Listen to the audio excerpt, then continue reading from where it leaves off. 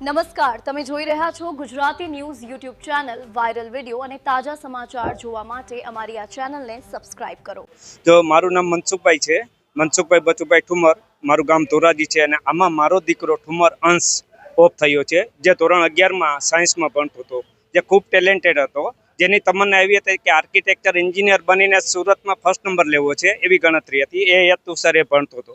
હવે અત્યારે અમારા જીવનમાં એ એક જ દીકરો હતો, 2 દીકરીઓ હતી અને અમારે દેશમાં ખેતી નથી, કાંઈ નથી. અને આ વિશે અત્યારે મારી ઉંમર 62 વર્ષની થઈ ગઈ છે. છેલ્લા 10 વર્ષથી અમારા પેટની દવા ચાલુ છે.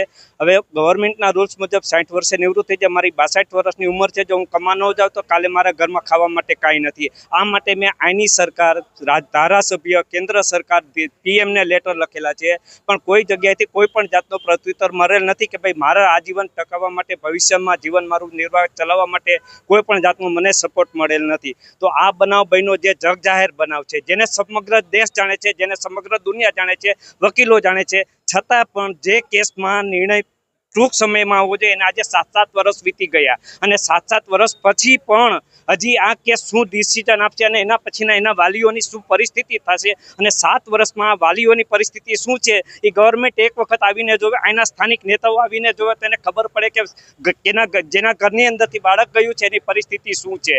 અને એ લોકો એક પણ આવતા નથી. તે સમયે સામાજિક સંસ્થાઓ, સમાજના મોભીઓના લેટર આવેલા, સંસ્થાઓના લેટર આવેલા કે ભાઈ તમારા ઘરમાં જે કંઈ દુઃખ આવેલું છે એના માટે અમે કટિબદ્ધ છીએ અને અમે તમારી સાથે પડકે ઊભા છીએ. આજે 7 વર્ષની અંદર અમારા ઘરની પરિસ્થિતિ એવી છે કે કાલે હું કામે ન જાઉં તો મારું ઘર ભાંગી પડે એમ છે. 22 વાલી એવા છે કે જેના ઘરની અંદર તહેવાર ઉજવાતા નથી, કોઈ પણ જાતનો આનંદ લેવાતો નથી. કોઈ પણ પ્રસંગમાં જાય તો તરત જ બાળકો યાદ આવે છે. હવે એ વાલીના આંસુ લૂછવા માટે કે પૂછવા માટે નથી આ સમાજનો મોભી કોઈ આવ્યો, કે નથી કોઈ સમાજનો અગ્રણી આવ્યો, કે નથી કોઈ ધારાસભ્ય આવ્યો, કે નથી કોઈ રાજકારણી આવ્યો. અને આના માટે અમે સીએમથી માંડીને પીએમ સુધીના લેટર લખેલા છે અને પીએમ સુધી માહિતી પહોંચાડેલ છે, પણ છતાં પણ કોઈ પણ જાતનો અમને પ્રત્યુત્તર મળેલ નથી કે યોગ્ય ન્યાય મળતો નથી. આ પરિસ્થિતિ છે અમારી અને આજે અમે સંપૂર્ણ નિરાધાર છીએ. ઠેકાણે માગીએ છીએ કે અમારા ગટપણું કોણ પાડશે, તો કોઈ પણ વ્યક્તિ અમને સહકાર આપવા તૈયાર નથી. આ પરિસ્થિતિ અત્યારે આ છે. અમારા બાળકો ગુમાવ્યા છે. અમે આ રોડેથી અમે નીકળીએ એટલે અમારી પરિસ્થિતિ એવી થાય છે કે આંખમાંથી આંસુ નીકળી જાય છે.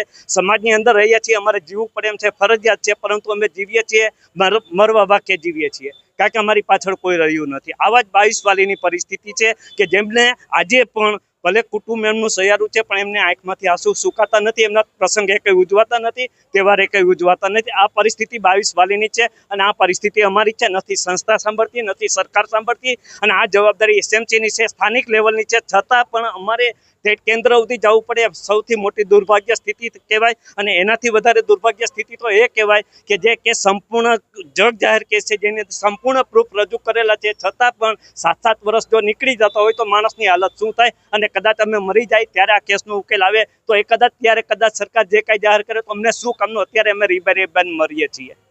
આ પરિસ્થિતિ છે અમારી.